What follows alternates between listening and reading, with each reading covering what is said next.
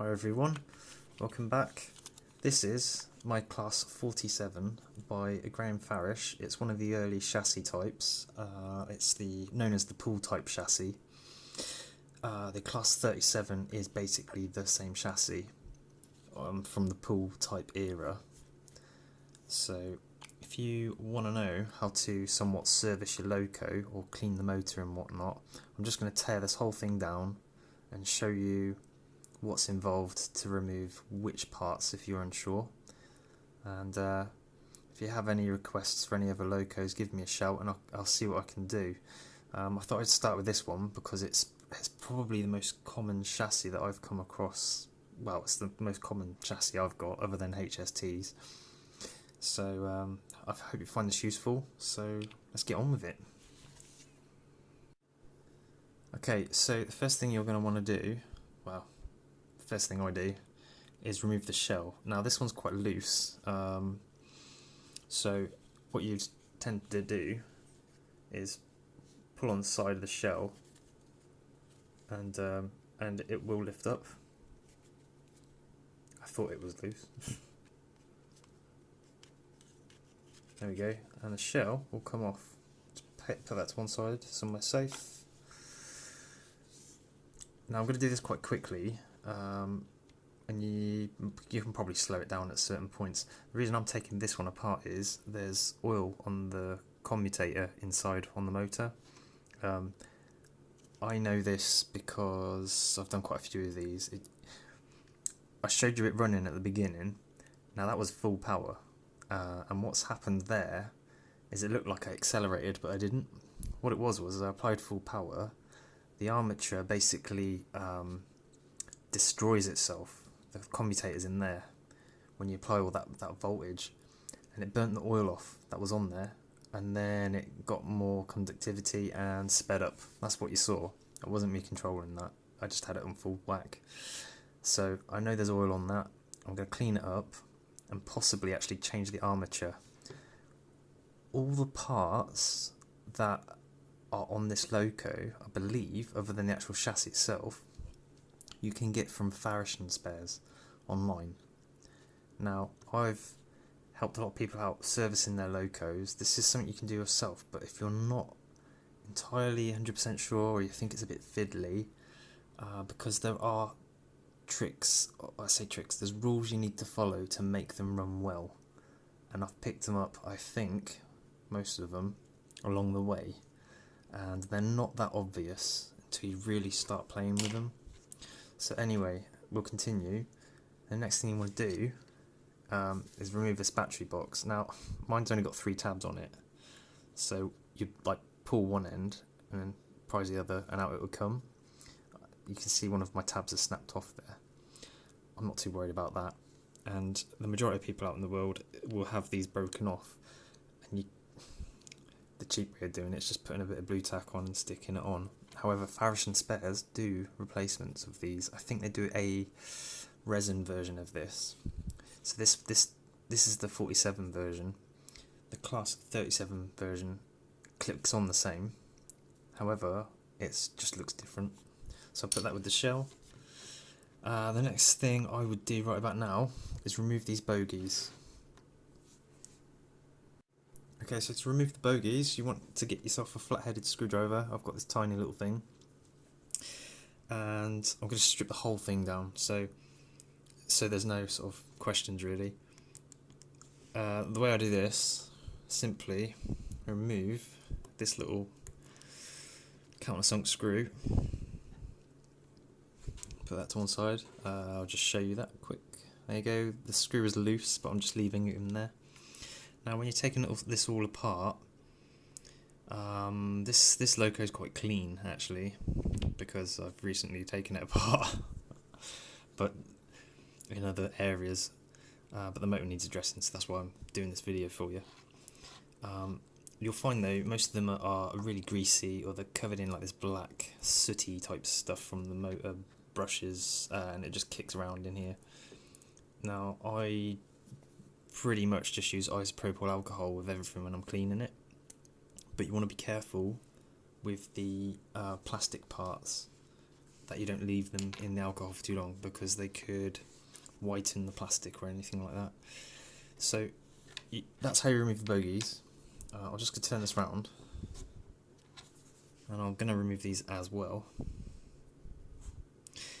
And because actually, I mean, you don't need to do this, you can just remove one side of these, but I'm just taking the whole lot apart just to show you. It's going to be interesting to see how it runs. See if I can save this motor. To be honest with you, I think it's at the end of its life, and I'll show you more of that later. Right, when you got the bogies off, what you want to do is maybe just turn the wheel side. What you're looking for is any nasty notches. Do a few rotations there. And now if these don't turn freely, you can see how much there's a bit of effort there, but not loads. The smoother these run, the better your loco will. So now this is slightly different. Don't worry about this too much, but I've actually put my own gears in this. I've printed my own, so this is going to be slightly different, but it's basically the same thing as putting replacement gears in. We'll come back to these in a minute anyway. So anyway, we're left with the body. Now under here, if you notice these nuts, well, if you follow those all the way around to this side, they actually go to these screws here. So if I turn that, chances are it's turning the nut, but we might be getting lucky. Ah, there you go. See the nuts come off? Now you've got to be very careful with these. I'm not going to remove these, but well, they might just fall off actually. There you go. Whoops, it fell off. We'll take the other one off as well.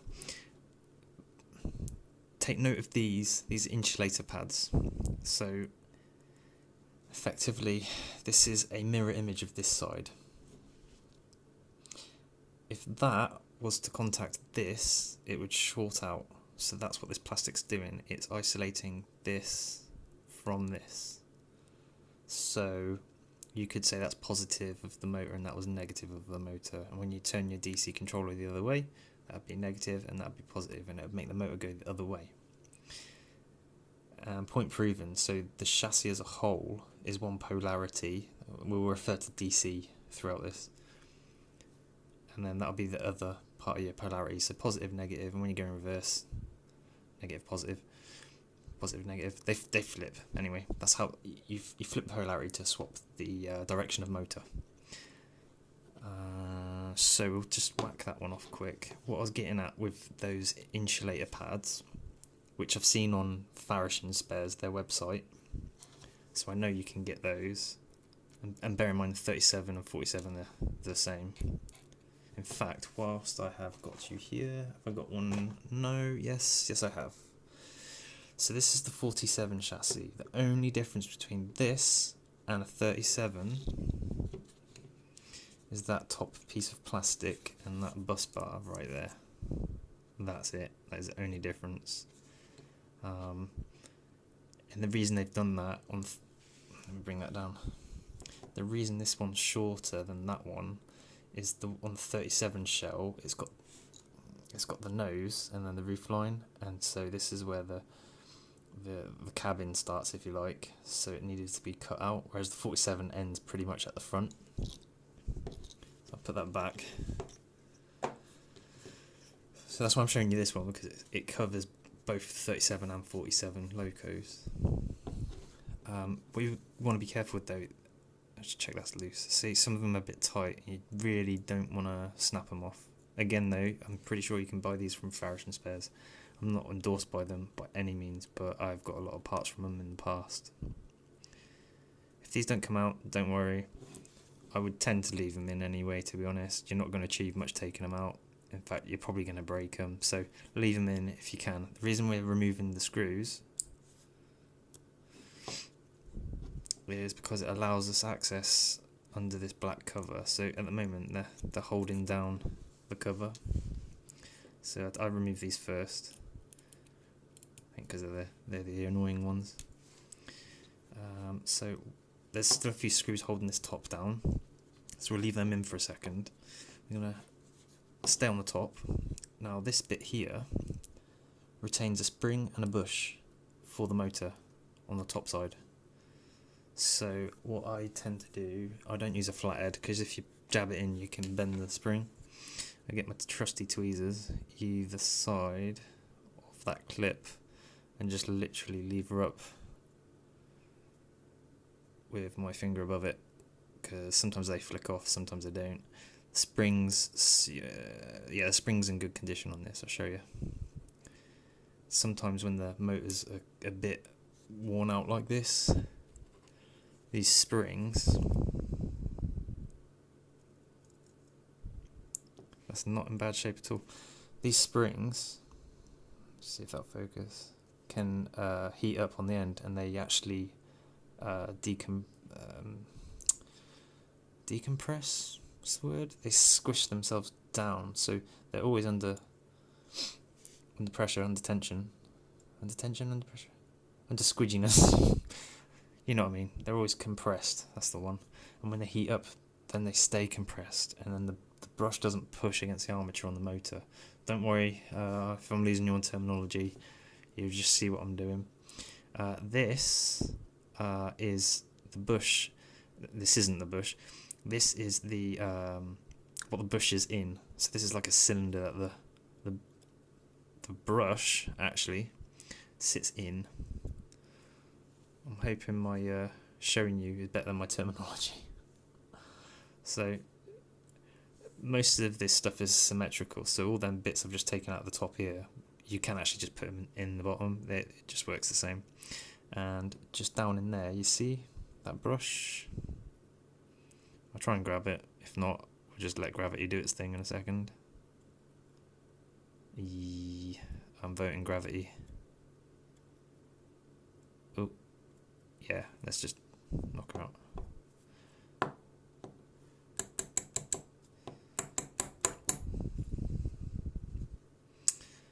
Okay then, let's just leave it there for a second, but remember it's there. So these screws that are here, we're going to loosen them, take them out completely. Now, on the other side, there's no nuts on the other side, but you just got to be careful of these, that you don't snap them off, because these you can replace them, but they're very tricky, because basically on the casting of the chassis, they've just squashed it like a rivet over it, so you could possibly screw that back down or put a rivet through it maybe, but that would be quite difficult, so just be careful that you don't catch those. Take this off. Now you can use this video as your reference. I haven't got one, so what I'm going to do, sometimes our memory isn't as good as we would like it to be, but what I'm going to do, take these screws out. So I'm just going to place them basically over here, but off screen. It goes like that, so I know as long as I don't change the orientation, it goes back on like that, and it'll be apparent. We've got a countersunk screw and we've got a dome head. I'm not sure they're original, they probably should be both countersunk, who knows, but that's what's going to go back in the holes. Now take this one out as well.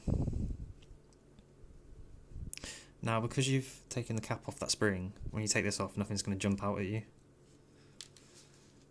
I'm being somewhat lazy with putting my bits to one side. Again, I've done quite a few of these. I feel like I know where all the bits go. When we reassemble it and it doesn't work, then, well, that'll tell us, won't it? So I'm taking this off. Ta-da! I've not been in here before. Now, this is from somebody actually taking care of the loco, and they've oiled it. And unfortunately, them oiling it has actually ruined it. So all that oil, I'll wipe it off. Whoop. I'm not going to go wholeheartedly into this. I'm going to clean the important parts for me, but for you, again, isopropyl alcohol everything. I would literally hold this with a pair of tweezers in a pot of isopropyl alcohol, and just brush it off. Brush all this oil off. It's not needed, not on this anyway. I'll show you various points that are important. but definitely nowhere near that motor. So yeah, that's good enough for me. Yeah, that'll be fine. That's just dandy. Trying to keep the orientation still off screen so that I know which parts go where. Now I'm going to zoom in on this. Now you see the motor there. That's this is what the oil's done. This is the brush that makes contact with the commutator. So that is the commutator. The whole thing, if you like, is known as the armature in the motor. That the whole thing spins. So this commutator, when you put positive one side, negative the other, it effectively, I won't go into the motor side of things, but it basically flip-flops polarities. Or does it? No, just ignore me. Basically, I'll show you what you need to clean and change. This thing is sopping wet. So I'm just going to put this to one side. We'll probably come back to that in a second. Right, so you've got inside here. Don't worry if yours is slightly different. I guess what I want to get across is this commutator has only got a certain amount of life on it. So it actually isn't as bad as I thought it was. It's just covered in oil, which is insulating that the brushes to make a contact. So that'll need cleaning. I'm actually going to take the motor out and do this. So when it's all spinning, this is what's going on inside. Now on these old Graham Farish models, you see these white couplings. See there how it chatters? It's got that bit of dead space there. Ching ching ching ching ching. Click click click click click. That is where most of the noise comes from these old school locos. Now if you wanted to, you could probably put a bit of silicone tubing in here. Or on the later models, they've actually got it looks like a spring, but it's actually a coupling that's kind of doing the same job, but that eliminates this noise. Now what you could do is just put a touch of thick grease in here and there, and that would just stop the chattering noise. What I want to do though, so for me, I'm just remembering the phase angles here. So that is in line with that one. It shouldn't matter too much because there's no angles, but I'm just remembering that just in case I need it. On yours, if you've got a spring here, don't worry, and don't worry there. If for some reason you have to remove remove the motor part, the armature, remove the whole thing together. Because if you don't, and you try and take the motor out, and then you pull on the spring, then you pull on that spring, what will happen is you'll bend the spring. And if you bend the spring, you'll get a bent spring, and this has to be perfectly straight. I prefer these because they are quite forgiving. So, and it's easier to maintain this type of loco. Now, before we can remove the armature, let me zoom out. We need to remove these. So, some of these are awkward, some of them aren't. Actually, I'm just getting, there seems to be quite a lot of oil on here. Again, someone's thought it was a good idea to oil the whole lot, and it unfortunately has ruined the motor. You can see I'm just taking the majority of it off.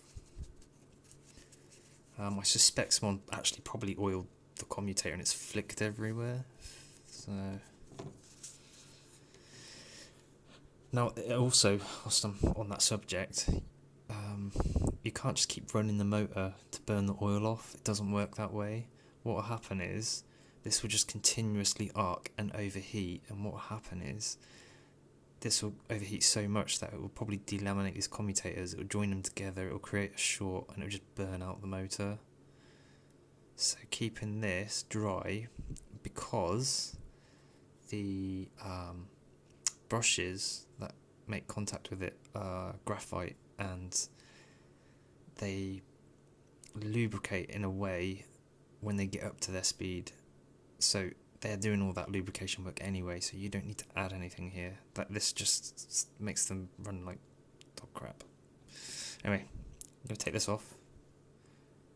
I'm hoping this comes off easy. There's another thing we've got to take out in a minute. I don't know if you just noticed like I have.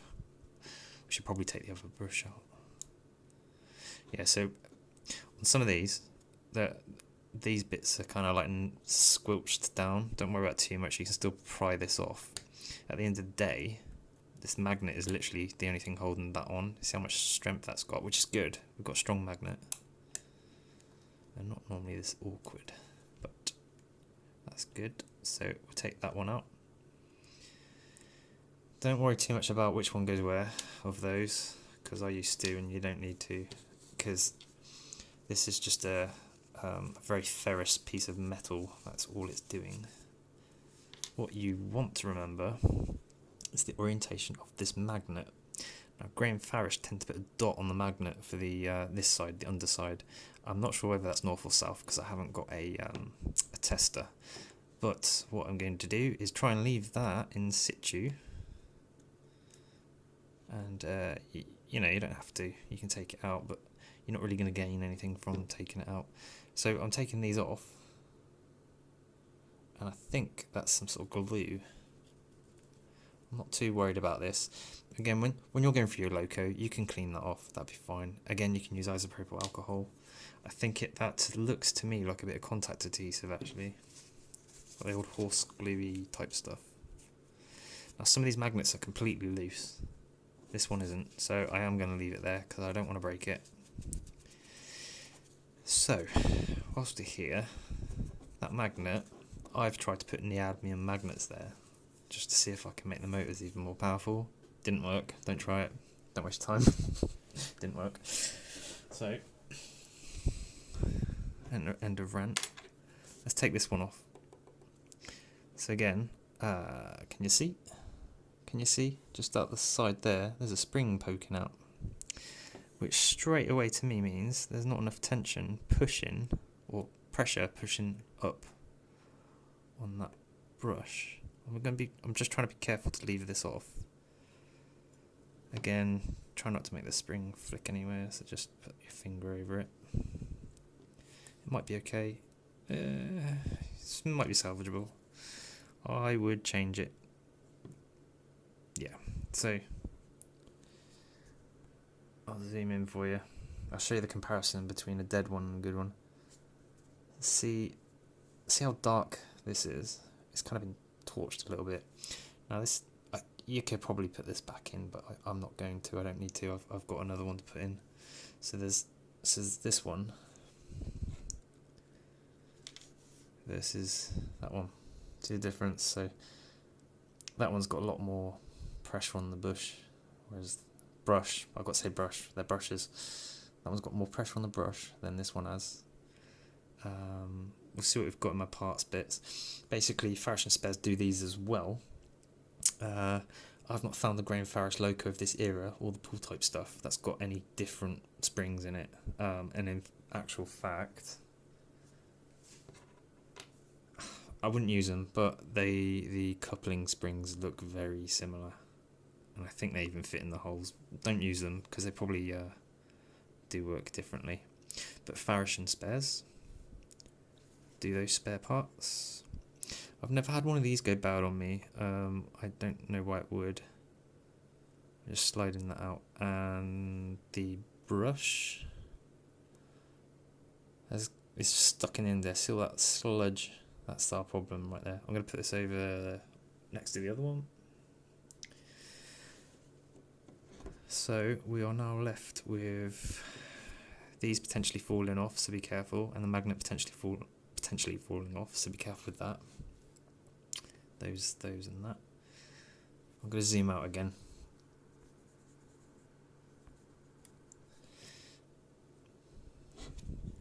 Now, next thing to do will be to remove this motor. Now, be very careful with these windings. If you scrape them, scratch them, then you're effectively going to be, this wire is enamelled copper wire, so it's like a painted wire. If you scratch that, you're opening the wire, and if it shorts out, the motor is going to take a different route of electricity, in simple terms, and that won't be good. It's never worked out good for me, so I don't think it would be very good if you did that. So again, I've got some tweezers. You could probably use like a flat-headed screwdriver again. And I'm hoping some of these are really fiddly, or they're like really stuck in there sometimes. I've just lifted that up a little bit, can you see? Now I'm going to go to the other side, but what I'm trying to do at the same time is make sure that this has got a clear path out. So we'll do the other side.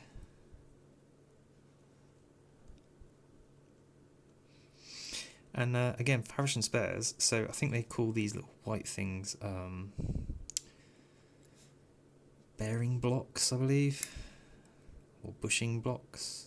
Sometimes they can wear out. The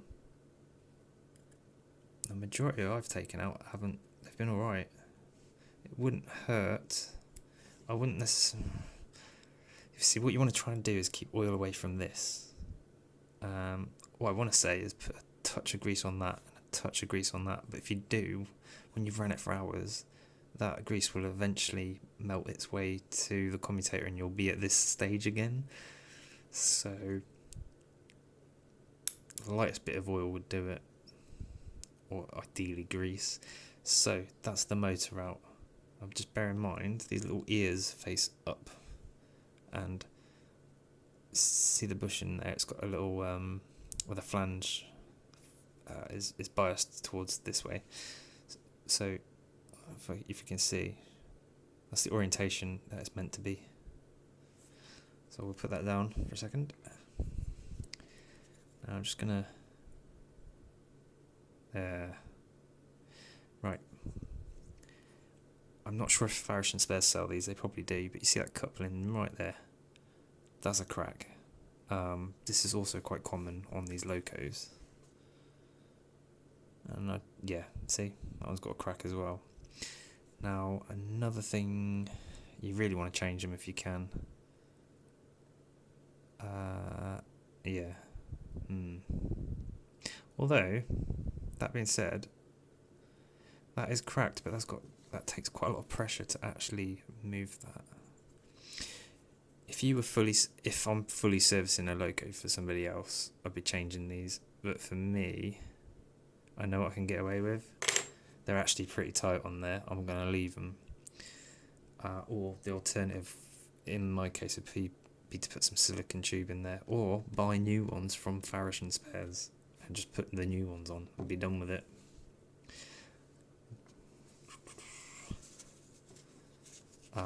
Again, this isn't normally how I'm doing this. I just want to show you how to get into the loco, what sort of things you're looking for, and you can clean them properly. I tend to use cotton buds with alcohol on them, just to get in all the little bits. And actually, if you completely gut this thing, you can just rinse it off with isopropyl alcohol and clean it properly, and it's completely degreased then. What I want to degrease is that. So I will get some isopropyl alcohol and I'll show you the difference. Okay, so the whole thing's the armature, and that dirty thing there is the commutator. I'm going to zoom in here. Taking care not to try to get anything on this. I think the isopropyl alcohol's okay, but it's been known to remove the enamel from the wire, so try and avoid it if you can, getting any on there.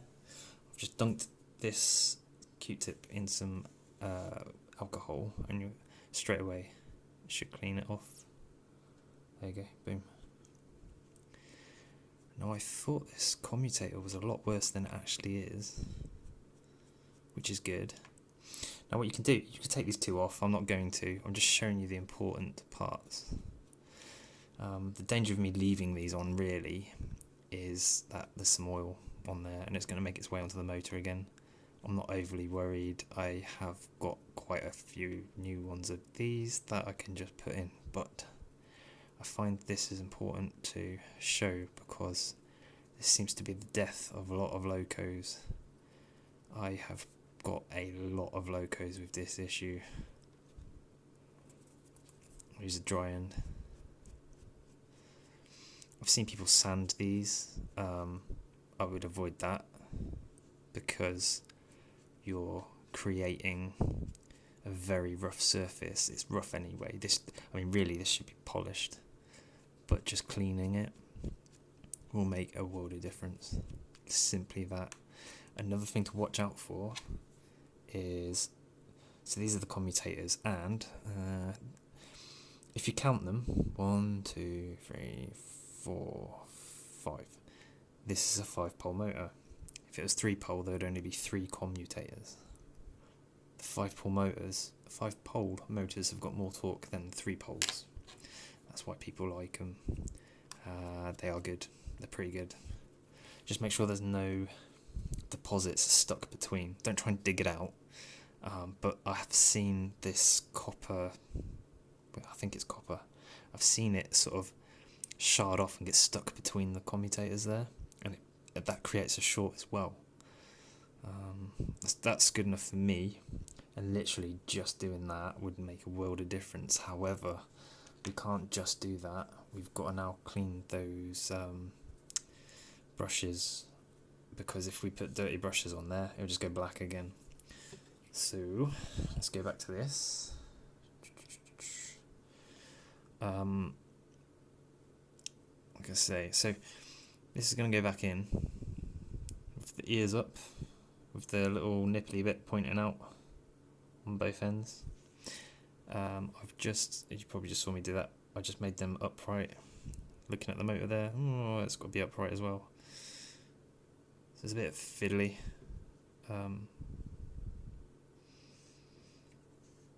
That's alright. I do find tweezers help a lot, but you just be careful with the armature.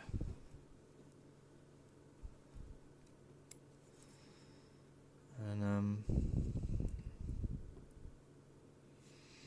that's about it really. Like I say, if you're servicing a loco, because I haven't got brand new serviced bits, I'm going to use them old brushes probably, and I'm probably going to use some other springs. Right, that's down. The way to check is that it should be flush, like all the bearing blocks should be flush. Obviously it's not mint, like you can take every single piece off and clean it with isopropyl alcohol. I normally do that. I'm not doing that on this one. It's not worthy. Plus this video would be like well long. But I know, see, this is the thing, I know if I just do that and make sure nothing's going to just accidentally fall in there oil-wise, it'll run a treat. So I'm going to put that to one side because that's degreased, ready for the brushes. Yeah. I'm just going to get some more tissue paper. Okay, so I've got some paper. I think what we're going to do, see if that'll focus. That's one of the brushes. Now they are slightly longer when they're new. Again, Farish N Spares for your parts. This I am going to clean with isopropyl alcohol. That's the common theme. It's pretty minging in there. I do need to change this. Just to show you what I do. So I'm holding it with the tweezers. Just brushing all them deposits off. I would buy new if you can. I have had great results just doing this, but I realised the isopropyl alcohol's effectively getting soaked into the brush, a bit like a brake pad on a car.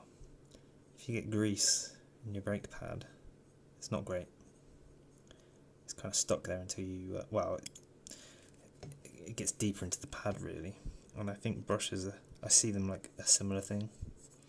Sorry if I'm making you feel seasick. I won't bore you doing the other one. Where are you? There. I'll just dry that out on a bit of paper. In fact, what I'll do is I'll just clean the other one and I'll show you them clean. Okay, so what I've done is I've cleaned the parts that I had, and this is what we've got. Now, buy these, not these, the springs and those brushes, buy those new from Farish N Spares. I'm not doing that because I'm lazy and I'm cheap. I think maybe I should call my channel Lazy and Cheap, actually. This is one of the brushes. Now, can you see it's got like a groove in it? Well, that's from the motor actually turning on it. And when I reinsert these, I'm going to make sure, I'll show you how to do it. You don't want them like that on the motor, because there's a very small contact patch. I want to put them back on as they came off, so the full contact patch is on the motor. When you buy new ones, they're going to be flat, and part of that running in procedure you would have with a new train would be to run it, they say moderate speed for like an hour each way, and that's to wear in all the pickup pads and these brushes. It depends what motor you've got, really. The springs, if you're getting new ones, I'm just trying to work out what that is. I didn't see that. What's that? Yeah, that'll do. Yeah, no, that'll be okay.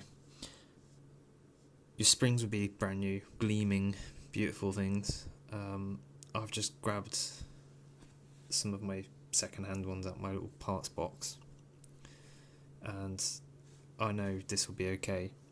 The brushes, when you buy them new, are actually going to be probably about that long. So that's how much life is worn off these over its life. Now, part of that might have been because there was oil on there. As soon as there's oil on there, it heats up and it burns these out really quick. So I'll put these back in, because I know I'm not going to probably ever even use this amount of a brush. My trains don't really see much in the way of running, especially I haven't got a loop really as such, only on my desk. So I'll pop these back in. I'll show you how to do that. In fact, I'll show you that in a second, because we've got to do some other bits first.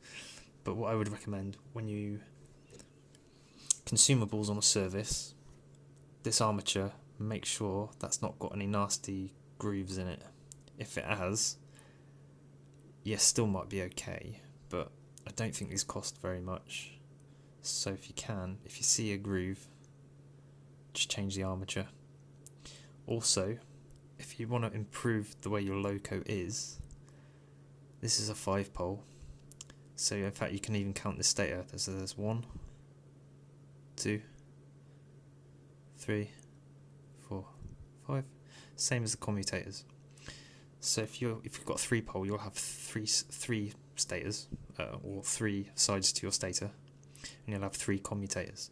An upgrade for a 3-pole would be going 5-pole, if you didn't know. So you can always that'd be an upgrade actually. That'd be a nice little upgrade for you. What we're going to do is put the top piece on and put these side bits in. I think I'll just wheel this away. So basically in the reverse, we're going to put this top, well, not in the reverse, we're going to do it an easier way. So this top piece will go on. Didn't notice that. There's little lugs protruding out for these, one either side, which is quite handy. Didn't know that. And screw there. Maybe if you're doing the same loco, this will, if yours isn't working, it'd be nice if you can use this video as like a reference for yours, really. I'll be interested to know if this video actually helps you out as well, because I take a lot of this stuff for granted, and I feel like it's known information, but I don't know. It's just a motor, really.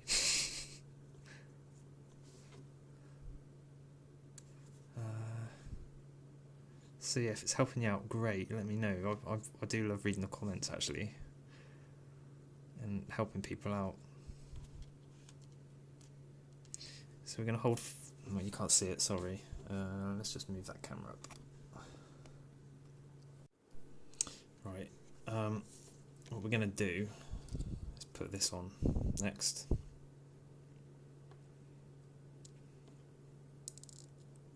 Now, do take note of how I do this, otherwise you'll create a short, and that's not good.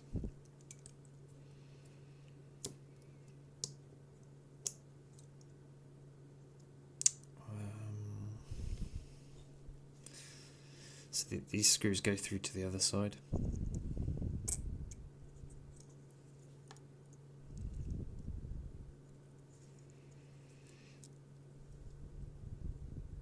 So I'm going to just start with this one.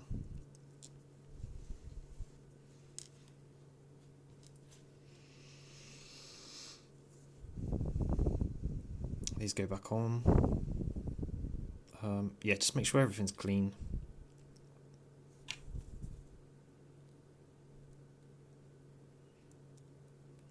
Because although grease might have its lubricating properties, make sure they're seated down nice and flat as well, because if they're not, you're just going to mush them when you do up the screw. Yeah, grease isn't, not all greases are conductors, and they might actually have a negative effect by insulating instead. So the more you clean, the better your loco will probably run. I think it's just important to have grease on the moving parts like the gears, and maybe avoid the bearings that are inside. Actually, those bearings, whilst we're here, might be too late. If they move a lot, they chatter around, then because that can also cause noise, you might want to change those. So I've just put this on there. Farish N Spares.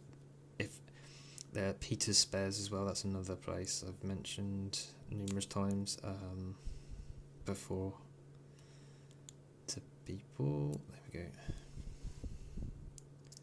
Peter's Spares and Farish N Spares. Bachmann also do their own spares on their website now, which is really handy, but that's mainly for the newer locos. Again, make sure that's seated down. I don't worry, I'll show you the top deck in a second. I'm just trying to. It's quite fiddly, all this.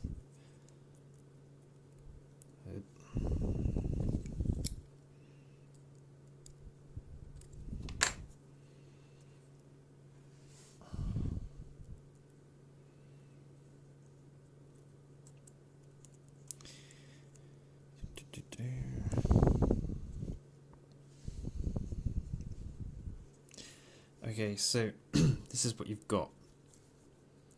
That screw and that screw are connected to this brush, which we'll put in a minute. And they'll come down to these contact pads. If you do it any other way, it kind of messes it up. You don't want that touching that. That'd be bad.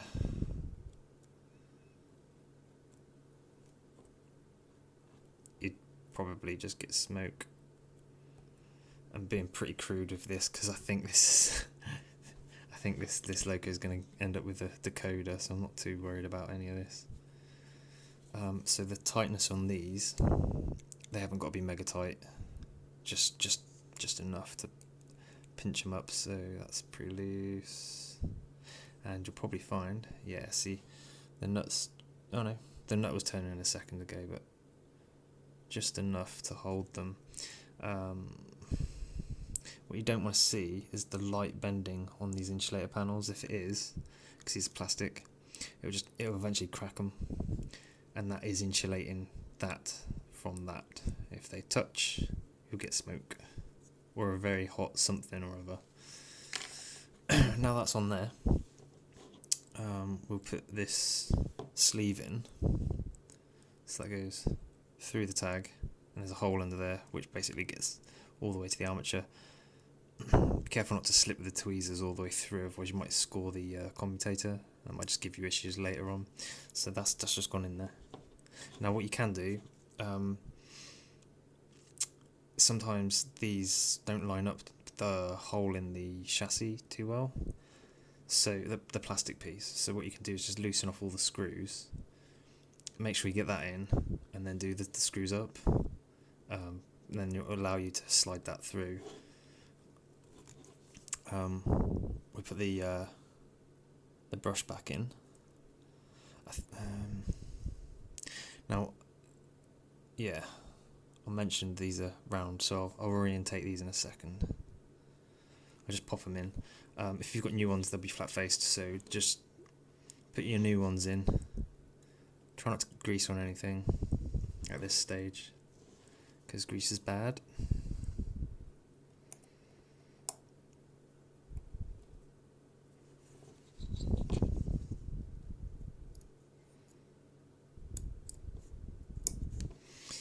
Okay, that's on there. It's not going to ping off or anything, so that's good.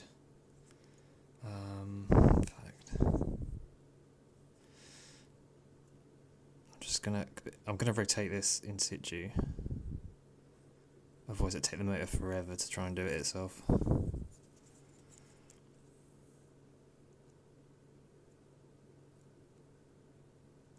Okay, so that's sitting with as much surface area on that commutator as it can. What we got next? Okay. Yeah, so we'll put the other sleeve in now. Again, dirt in here isn't a good idea. So go sleeve, brush. I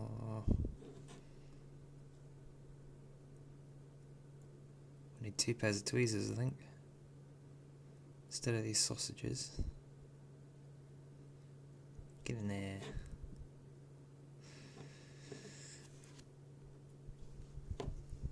Sleeve, brush, spring, cap.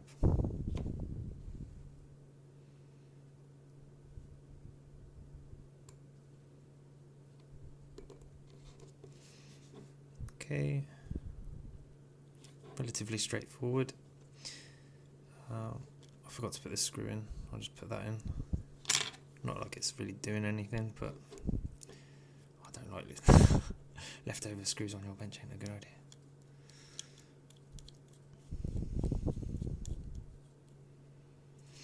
Again, I'll show you this. Just remember, these long screws get power from this side, from that plate and that plate. So the idea is they're going through a hollow tube, if you like, and being insulated, but going to the top of the motor, as is that one. Now this isn't shorting out, it's going through a little capacitor there to help with noise suppression, so just don't worry about it. If you haven't got this, don't worry about it. Actually, over here, see, I think this one came after this one, because to me that's more of a safety, that's more of a safer way of doing things. Also, this bus bar, which takes power from the bottom to the top, will handle quite a lot more current than this piddly little wire would. However, it's not too bad. It'd probably be easier if you had that bus bar actually, but you don't really want to mix it up. Anywho, so the next thing we've got to put in are these. Just be careful of the windings again. What you're aiming for is that little point, in fact. Let's just move that across. That point has to go through that gap. There are various ways of doing this. That's one way.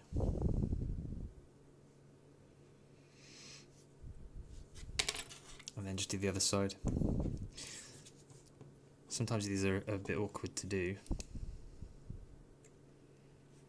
as you're fighting the magnet and trying to get it in the hole and things.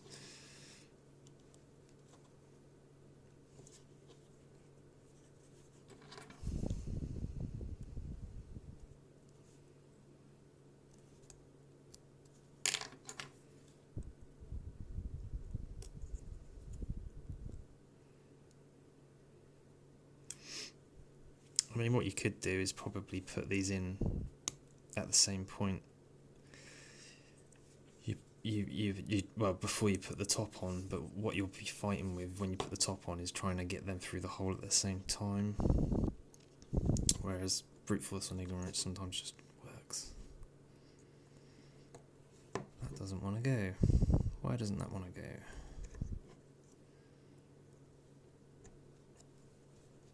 Get in there.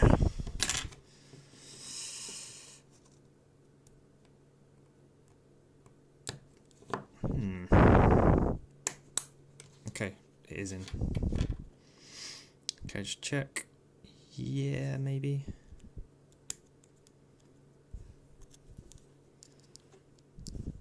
Right, at this point, you can turn your worms.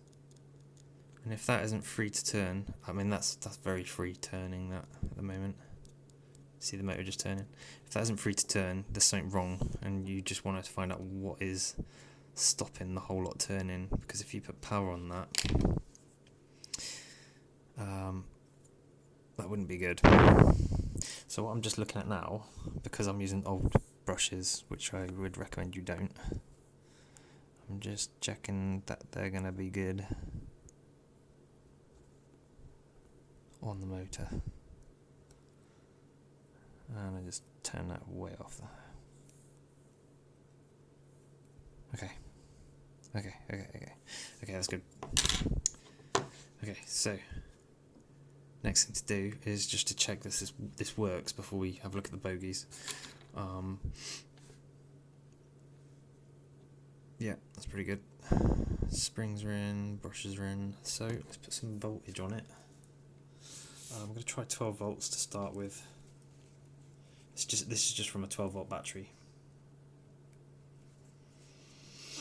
A way to test this would be you can either use this pad or this pad. So I'll show you. You use anywhere on the chassis, and this or this. Hopefully that makes sense. It works.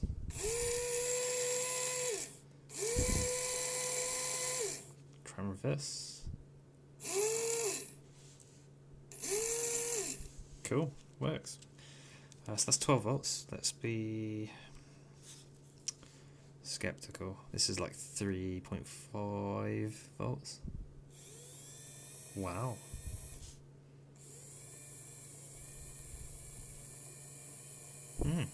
Wasn't expecting that. Okay, so that's like just over 3 volts because this battery's flat. Okay, we'll go to the bogies now. So there you go.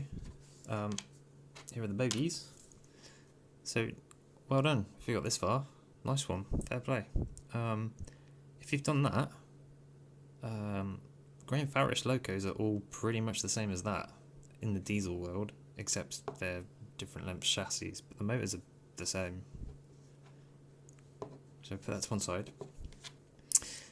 Okay, so these bogies, I'll take one apart so you know how to. I have recently just taken these apart because I've just changed the gears. But what you want to do is start on the back here. Use a flat-headed screwdriver.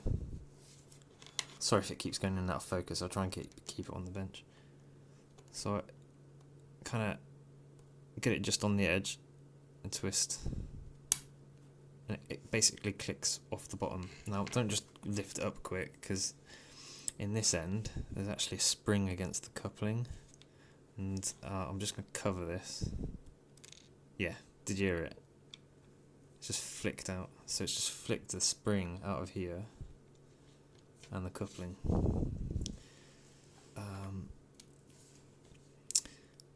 that's what you get. I'll assemble that for you in a second.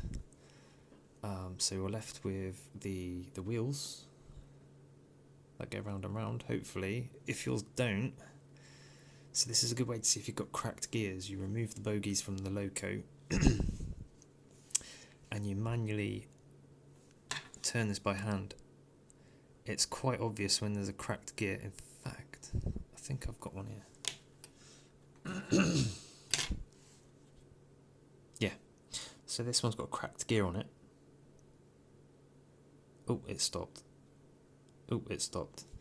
Now, most of the time it's these axle gears, but it can be other gears, so just bear that in mind.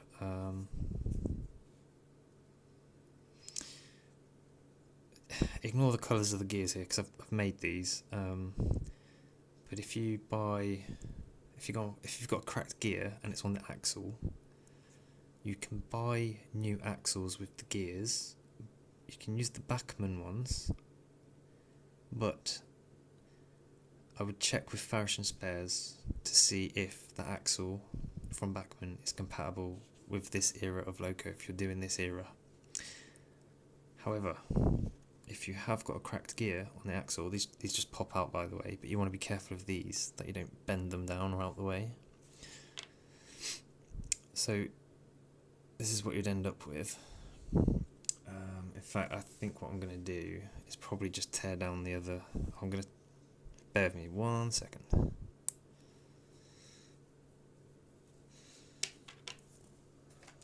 This needs to come apart anyway, because this is the same as the 37,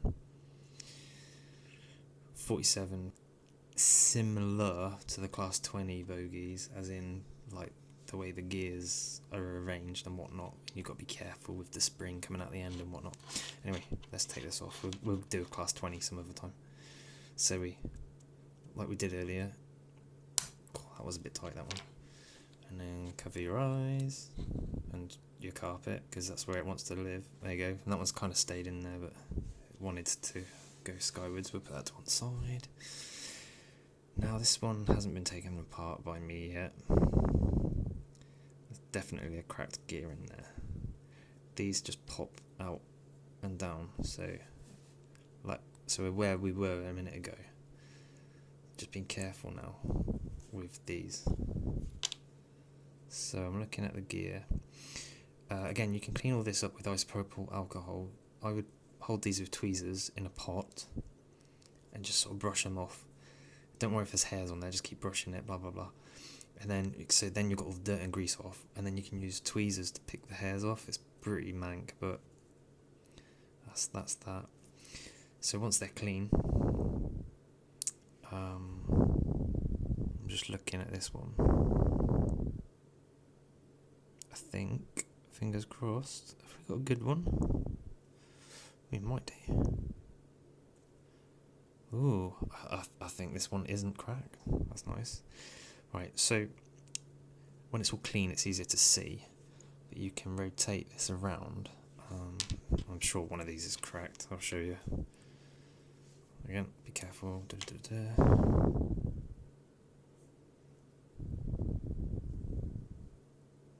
just putting some sideways. Is that a crack? Is that a crack? I'm sure it's a crack. Yeah, it's cracked. That one's cracked. Cool. Right, I've got something to show you now. It's not cool because I've got to change it. Clean it off. Right there. I should probably use this camera as like a microscope. You see it there? That crack goes all the way through. And that spacing then changes between these teeth, which causes it to lock up, which can burn motors out. An easy way to find out whether a cog is cracked, this one's not really doing it actually. It's got a lot of pressure on this axle. You can see it moving, but normally when they're cracked they do slide very easily. This one's pretty tough actually, and it would normally rotate really easily around the axis, but it's not, so it's harder to find. But when you clean them, it's easier to see the cracks. Anyway, that's one thing. The other thing you want to check is this. So I've got both wheels, and I'm going to turn them left and right, just a little bit, not loads. And the reason I'm doing this is to see whether the rims are still attached to the wheels, because if they're not, they would just turn. And also it helps you know whether these plastic pieces are still attached to the axle. As you can see, there's a hair on there. It's pretty mank. It's probably just from someone's carpet. But this is what you want to be checking on your wheels if you've got a problem there. So if your wheels are turning lovely and freely, you don't have to take these apart, but you can take it apart and just clean it all up. Make sure everything's running true. I'm going to show you how to take one of these wheels off, because I do it differently to a lot of people. Most people use a pinion puller. I can't be asked. I use 2 cutters, but I'm not cutting the shaft. All I'm doing is allowing a flat edge for the wheel to sit against on both sides. And what I'm going to do is just ever so slightly lever up without trying to cut the wheel. It's not ideal, and that should have popped off by now. Like that. So you can get proper pullers for those. I should probably get one, but it's been just fine. And funnily enough, them scores aren't from me, that's from something else. That cog will come off, so now, he says, so now we haven't got to clean it. So you can either clean everything and find a crack that way, or you become attuned to finding broken things whilst they're dirty. I just wipe that bit with a bit of tissue. Again, isopropyl alcohol, the whole lot. What I'm going to do, just quick, is put one of my gears on. I'll just prep it. This you don't have to do this with the new gears, although some people do. I'm using a 1.6mm drill bit. You don't need to necessarily do that. I've made these gears so the hole in the centre isn't the right size anyway. That's why I'm doing this. And I think there's a tapered reamer you can use on the Bachmann ones, or on replacement gears, but to see if that's running true. That's kind of right. So let's pretend this is a new gear. It is my new gear for this train, but it wouldn't be for you. You'll probably have black gears or something. Or you like I say, you can buy the axles with the gears on them already done. But I just wanted to show you how I do this. It's pretty quick and simple. So I'm just gonna push this down till it's on the splines, and then simply, do you hear it click here?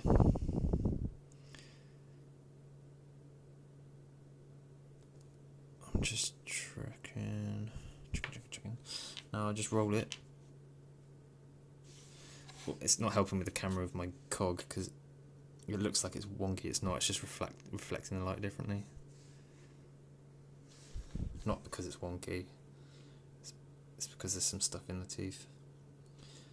Just roll it. If it looks wonky, it will look wonky.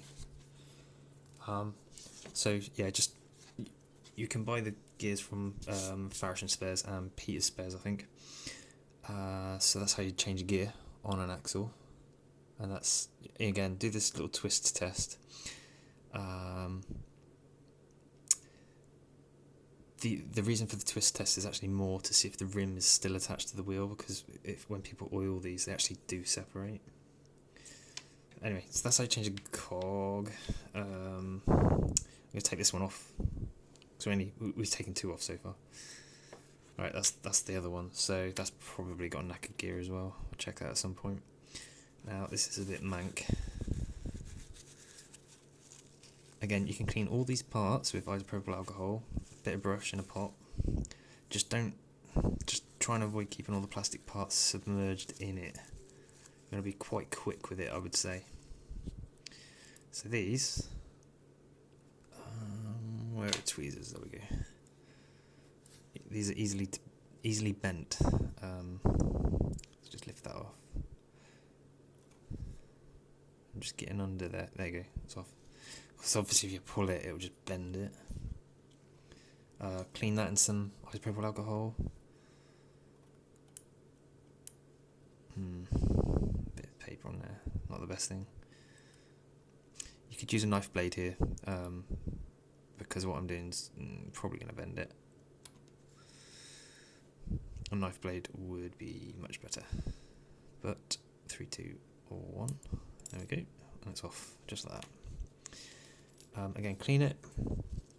Isopropyl alcohol. Now, as you can see, I'll just hold up the angles here. Ever so slightly bent up. Yep. Well, that one just there, I'm going to bend up just a little bit more, so that they all meet the same height. See that? And obviously clean them. Yeah, don't just clean them with isopropyl alcohol. Don't use sandpaper. That would just screw it up. Even Scotch-Brite isn't great. I don't know why, because I thought Scotch Pad would work quite nicely, but just isopropyl alcohol the whole lot and you'll be alright. So make the other one look like that one. I think they are the same. You see, this one hasn't been sorted out, so I'll just give it a bit of persuasion. And also, again, if you completely mangle one of these up, it's not the end of the world. You can still get these as well. There is quite a good parts backup for all this stuff. The reason I've made my own gears is there's not such a good parts backup for those. You can still get them though. It's just the volume I need for just my locos. I can't buy from them. There's a maximum order, so I just haven't bothered. I just thought I'd make my own. Which leads me on to they take so long to actually make. I'm kind of just gonna. I can't be making them for people because it's just too time consuming. So right, they're about good to go back on. On here.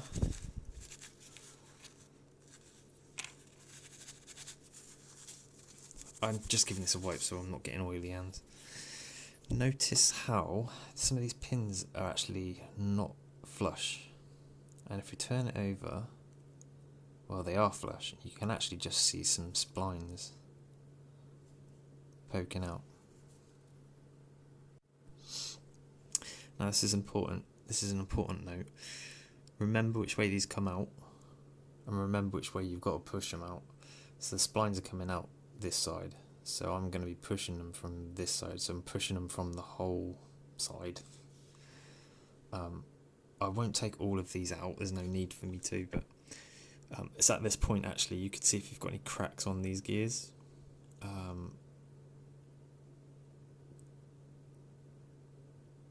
you see that? Bit of restriction there. Now that might be a crack, but chances are that's a bit of dirt. Actually. Yeah, is it? I'll show you how to take them out, because the easiest way to... What you really want to do is just completely gut the whole thing and clean it. But it just takes a long time. So if you want to remove any of these gears, get a pin where it's a recess side and just maybe push it against the table a bit. Crikey, that's quite tight. Tighter than I thought it would be. Okay. They do come out, but can you see the pin is splined? If you're trying to push it the other way, you'll just knacker all of it. But once that bit comes out, that's all good. And you are then able to remove the cog. Well, either which way. Let's have a little looky. This is what you get. Oh look, you see that? Pay close attention here. This is a new one for me. It's actually missing a tooth, or half of one. See it? That's why that wasn't running very good. Odd that I just picked the one that's broken. Okay, so that's not going back in, but I'm going to pretend that we've just put one in. I'll come back. I'm not, because I've got two bogies that are fixed. I'll come back to this later. This is more spare parts at the moment. So this one, if you put your new cog in, it doesn't go tight on this pin. This pin's just tight to put in, so it doesn't fall back out. So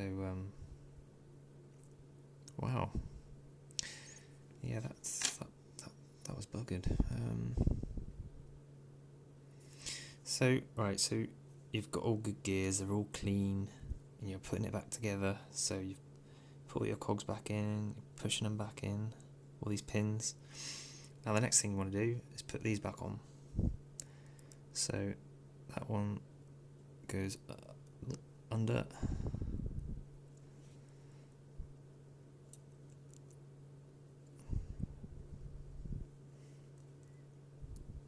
You know, it's quite interesting. The guys that service locos, I mean, it depends what degree they do it to. I've never actually had anyone do one for me.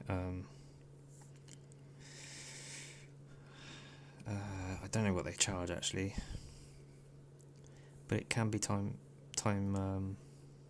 be a time eater. There's quite a bit of work to this to do it properly, as you can see. Me just showing you.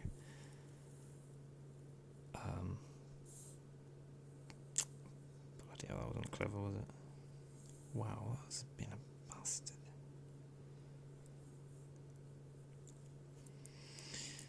Okay, alright, I'm going to cry in a second. That shouldn't be like that. What's happened here, see, that little pin that pickup's meant to go onto, it's mushroomed. So, what you want to do...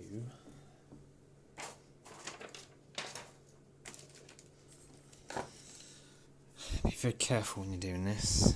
I'm just going to take the edge off it with a file. There's really not a lot coming back from this, but even saying that, Farish N Spares do replacement. These are called Bogie posts. So if you really screwed this up,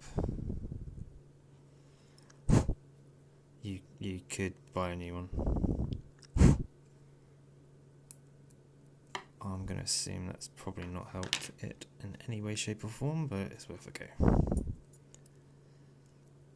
Come on, Sally.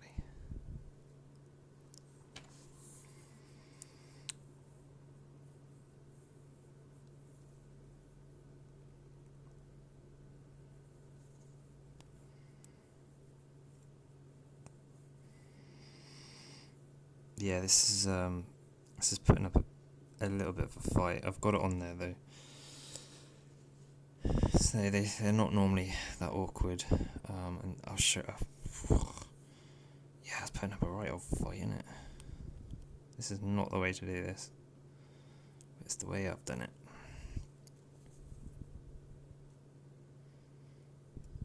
Dear me, absolute not cool. If you're getting something like this, it's not the end of the world.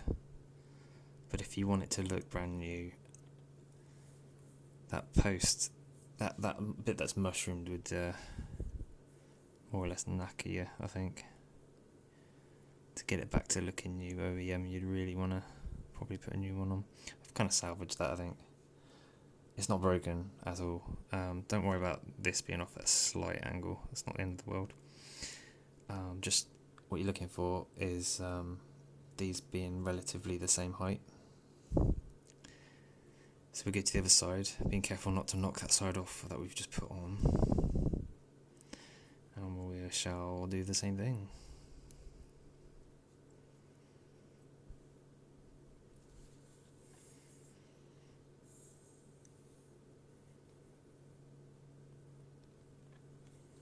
Go as close as you can to it. I've done a lot of these, and oddly enough, this is the first one that's been like this. as is that chipped tooth that you just saw on that cog. I've not had one of those before, and I've probably done over 50 Graham Farishes, easy. So I'm a little bit fed up with cracked gears.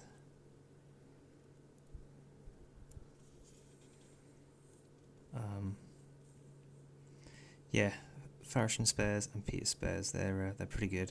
I would imagine you could probably go on eBay and find some bits for sale as well. Just bend that up a touch. Right, I'll show you that. That's how I would have mine. Now this is going to be really tricky. Start one end. Be careful not to stab yourself. You kind of want to pinch these together and aim for getting this in the hole, but don't click it in yet. What you want to do is just make sure that the flange on the wheel goes over that contact or pick up, and the same there. Now that's hovering over the hole. There we go, she's in. And be careful really slowly because sometimes these can ping off still. Now I'm going to run to the other end. Do the same thing.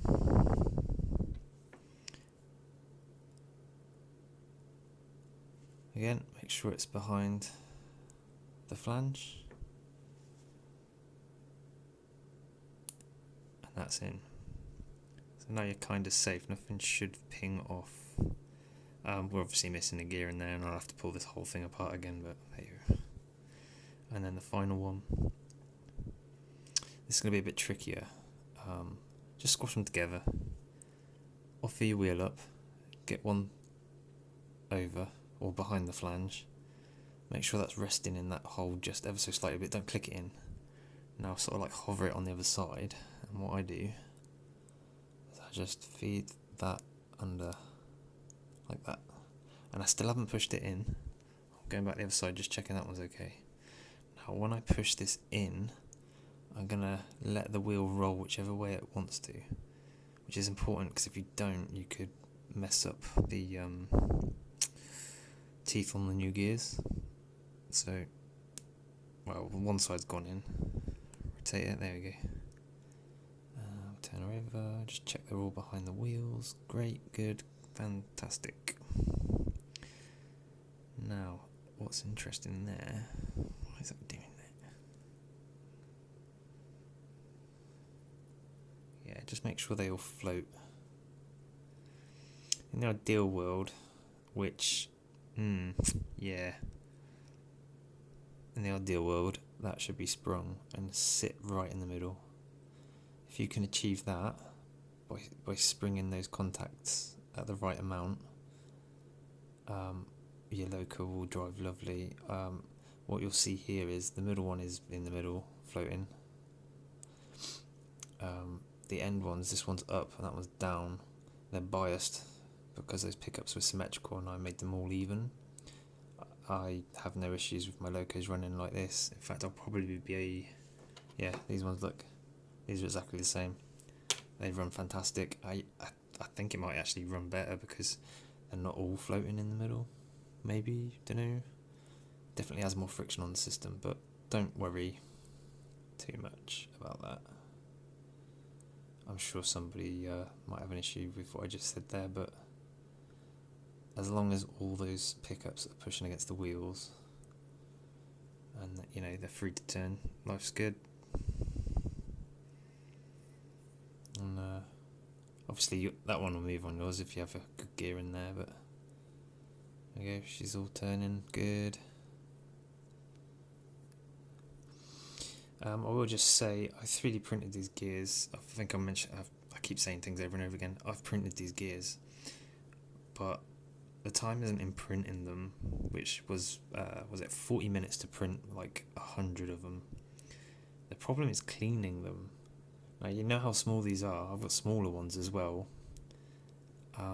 There's a lot of cleaning involved to make sure that the residue doesn't sit in the teeth. Now, I won't talk too much about this because we're just stripping and putting back together a Graham Farish. But if you want to do this, make your own gears, you need to get yourself Fusion 360. It's free for hobbyists or educational use, and I use it for all my hobbies. But there's a tool on there which allows you to make gears. Now, for your info, these are 0.3 mod gears, and depending on how many teeth you need, you just enter that in there and the width, and it works out the rest. I make them with I think 1.8mm holes, and I drill them out with 1.6mm drill bits. The resin kind of fills a hole a little bit. So that's just a quick overview. I should probably make a video. I'm just a little bit worried that everyone's going to want my gears, and I can't provide them and the file, there's no point in me providing the file either, because it'd be quicker for you to just download Fusion and make your own, because you can make them. In fact, you could probably change all the ratio in here actually. That'd be pretty handy. But I'm doing longevity tests on them at the minute. So we're at that point. We've put all the gears back in there. It's amazing. It's all degreased and everything. Now, what you want to do after you've degreased that as well, because these always get pretty yucky. The first thing I do is put a spring in. Make sure it's not going to flick in your eye. Make sure the pointy bit is down on the coupling. So you're going to be pushing it in. I tell you what, I'm not going to be able to do this now you're watching, am I?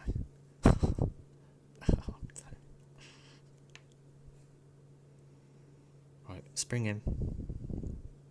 Coupling on. And it is a case of lifting up, pushing down. And down. I'm just going to put my finger over that, give it a little wiggle. Ta-da! It's in there. Now be very careful. Watch your eyes. I see that end of the bogie is pointy. It's like that game Operation, I think. Slide that on. There you go. Right. Now come to the other end. And he says, click it in. Wow, that's pretty tight actually. If it helps. Yeah, that's pretty tight actually. If you get one like this, I applaud you, because it's taken me a while to realise if this should work. I'm going to just persuade this with my screwdriver to open that up a bit. It should just go in. Okay. Yeah, I just squeezed it really hard. So yeah, there's your bogie. It's all degreased. There's no grease on it. Imagine there's no grease on it. It's all clean. It's all lovely. That wouldn't be like that. Ideally, it doesn't matter if these are at a slight angle. Again, all you want is pressure on the pickups on the inside of the wheels. And so we'll put that to one side. I've not properly cleaned these, but this is my test for the gears. I've done this one and this one. So we'll put them back on the loco, because that's basically the last thing. What I would say is put all your gears on, make sure the train runs backwards and forwards. Don't do a lot of running there. Stop it, take it off the track, and then I've got a little bit of grease. It's literally like wheel bearing grease that you'd get on a car. It's quite thick, that's why I only use a touch of it. I'll show you. I'm just putting this one back together. So yeah, they're all different. There's my one. So bring this back over here. I'll show you the grease thing in a minute. So imagine nothing's got grease on it. Oh yeah, that ain't gonna work, is it? We need to put on one of these.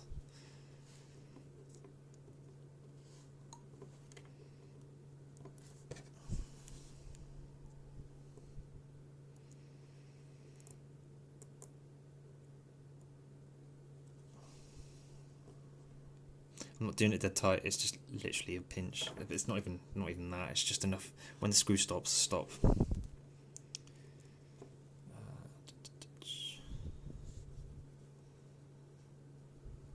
the screw stops, stop. Right, so turn it over. Those ones are secured. Now what you can do is slide your bogie in under there. Go left, right, left, right, left, right. Now before you put the other one on, what you want to look at is those contacts, that one and that one, which are under there. Hold it in and just rock it. Just trying to see. Rock it. What you do not want a gap under that pickup. It should still touch even though it's like that. And then do it that way and that should still touch. Okay? That's what you do both ends. If there is a gap, bend them slightly down. You don't want them too tight, otherwise what it will do is it will restrict the left-right movement of the bogie round corners. So I'm just putting in this other L bracket now. Take care not to cross-thread the screw. And sometimes actually it helps to give it a bit of wiggle as you are doing it up. Again, when the screw stops, pretty much stop. You don't want that too tight. I'm showing you what play I have to compare yours with. So there's a tiny bit there. There's a fair amount there. And hopefully you can see it's not super loose, it's not super tight, but it can articulate in pretty much every way with relative ease. You'll get a feel for that over time. If you're doing too tight, actually what you end up doing is just bending that L bracket or cracking it. And guess what? Farish N Spares do those as well.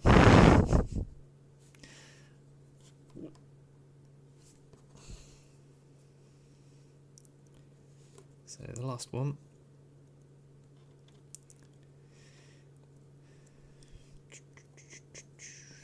At this point, I would test this. After this is on, obviously. When it stops, kind of stop. Go a bit more. Right, so I reckon that's too tight. So, actually, get it back off. Wiggle it a bit. Still quite tight. I'm just going to make sure that the gear's actually gone in properly. That one's nice. This one's not so. So me loosening the other side didn't really help much. I'm going to just back that one off. Give it a wiggle. There we go. Much better. It's just getting that fine balance of goodness. So that's basically it. What I haven't said though is about greasing the loco. So I've got myself some wheel bearing grease. It's quite thick, as you can see. It's a bit thicker than Vaseline. You could probably use Vaseline actually, but keep the Vaseline away from the motor. In fact, just keep everything off that commutator. Don't let anything touch the commutator. I, for example, just use a tiny amount, not even that. It'd just be like that, and that. And then same that end. That'll work its way around the system. But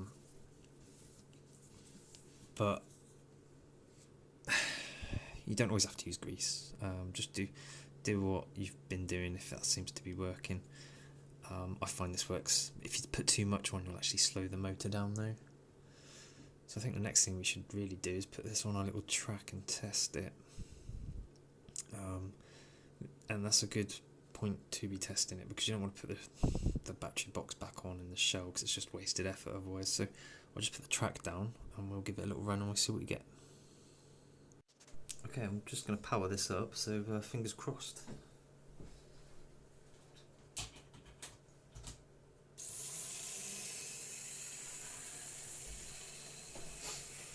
That seems to be a good start.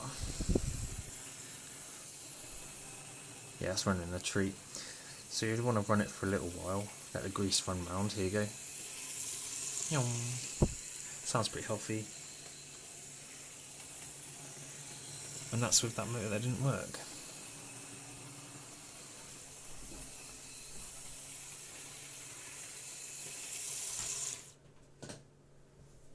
So, hopefully,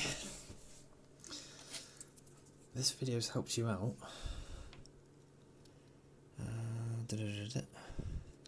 I'll get a new one of these in due course. And then just shell would just clip back on. It is that easy with the shell in the battery box. You just got to be careful with these lugs when you're removing them, because someone has snapped that one off. But it's not the end of the world. You can still get them from Farish N Spares or Peter's Spares. So yeah, I hope this video's helped you out. If it has, great.